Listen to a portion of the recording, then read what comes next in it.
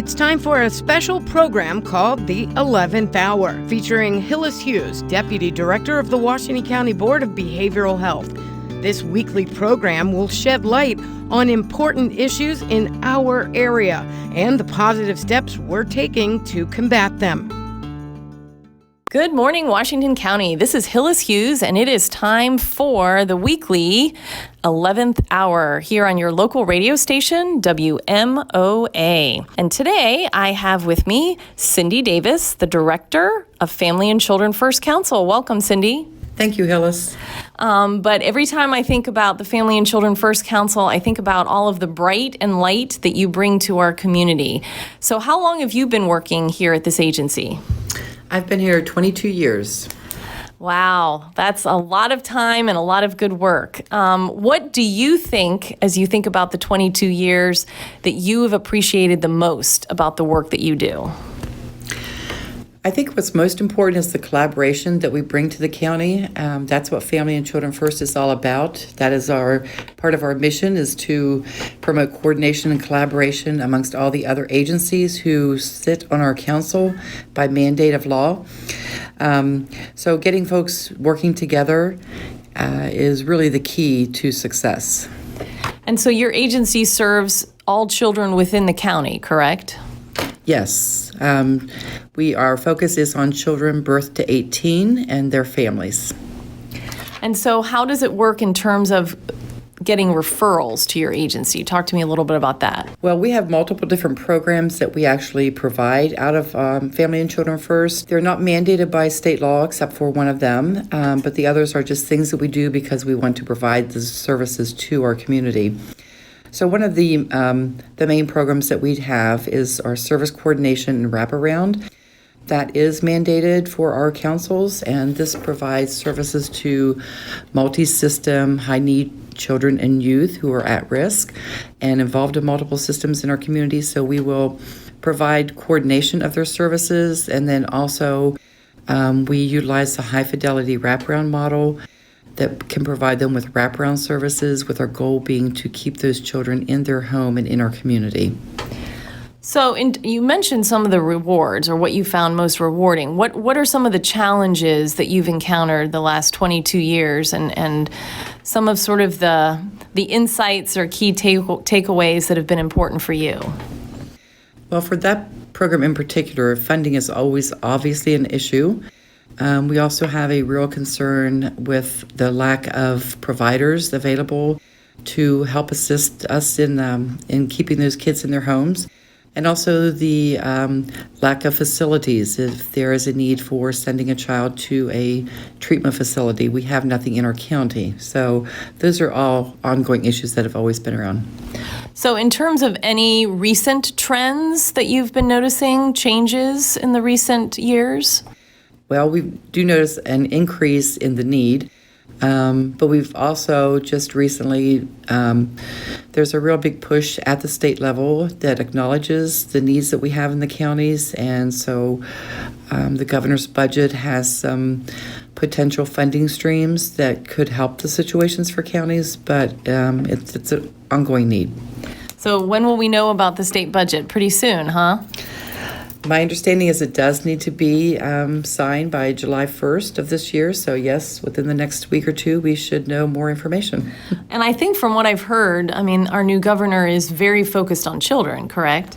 Yes, he is. And that's been really exciting for us to see, because there's a lot of programs that, well, obviously, all the programs that we do involve children. So we have the Help Me Grow home visiting program, and that is to provide services to prenatal moms and with young children under age 3 who are at risk. So there is additional funding in the state budget for that we hope continues. That's a really important program. Our other side of Help Me Grow is our early intervention program that provides services for children ages birth to 3 with developmental delays and disabilities. Again, there is proposed increase in the state budget for that, which is, again, very much needed. So those are two of the things that we're hopeful for. And then there are lots of different areas in the budget that discuss wraparound and services for wraparound services, and that's what we do here. So we're very hopeful that some of this can further support the programs we're already doing. So in terms of looking at your goals as an agency over the next year, I know recently you've been working on sort of an update of your strategic plan and things like that. So share with us a little bit about, kind of how you look out into the not so distant future and some of the goals that you might have outlined. Okay, every few years we are required to develop a shared plan. So that is a plan that we develop with our partners at the table, all the different agencies, community partners, parent representatives. That will be submitted in just a couple months, and we are looking to continue our efforts around trauma-informed care. We began that plan several years ago, and we've seen a really increase in the knowledge around trauma-informed care in our community, but we do want to continue those efforts so that we can develop a trauma-informed community. Good. Well, I know that one of the things that I've appreciated since I've been new to my role in the county is your website and all the incredible resources, in particular, a lot of the resource directories. And I know you have one that you're mandated to do. Can you share a little bit with us about that? Sure. Through our Help Me Grow program, that began many years ago in 2001, we were required to develop a resource guide for families. So over the years, we've just continued to, not only for the families in our programs, but we also provide that as a resource and service to the rest of the community. So we have lots of folks who are given our resource guide. It's also available online. We try to keep up, we do keep up with that annually. Right now we are in the midst of updating that, revising it, because things always change very quickly. But anyone can access that on our website, and that will, within the next month, it will be updated again. And what kind of resources? Because as I think about, I think it's more than just sort of children related. Right. That was our focus and what we were required to do, but we've tried to provide all kinds of resources, from behavioral health services to schools to parenting groups, what all the different agencies offer. So it's a pretty intense guide. So I like to ask this question for people that are in sort of helping fields, and certainly you're in a very focused career related to helping others. What do you do to stay energized and refreshed and prevent burnout? That's a great question.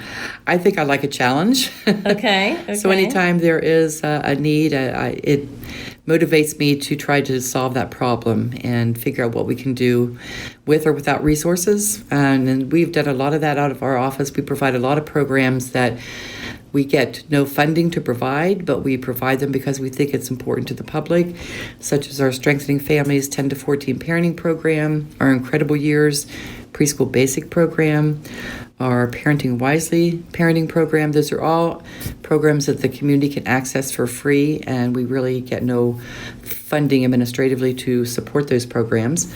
The other thing that we just recently added was our child passenger safety fitting station.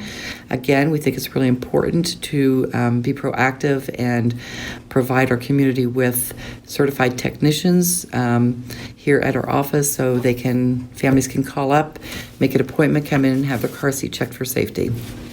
So as you can hear, Family and Children First Council does a lot.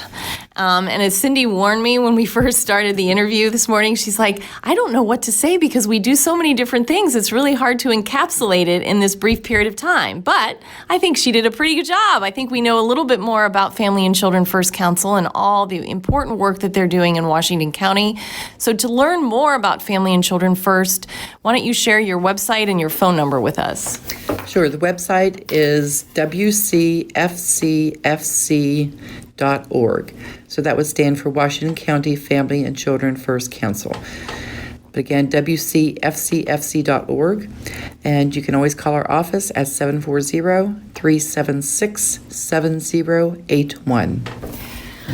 On behalf of the 11th Hour and the Washington County Behavioral Health Board, this is Hughes. And again, just acknowledging all the wonderful work that's happening in our community to strengthen our community. Have a wonderful week. Signing out. Thanks for listening to the 11th Hour, a service of the Washington County Board of Behavioral Health. Tune in next Friday at 11:05 a.m. right here on WMOA for another edition of the 11th Hour.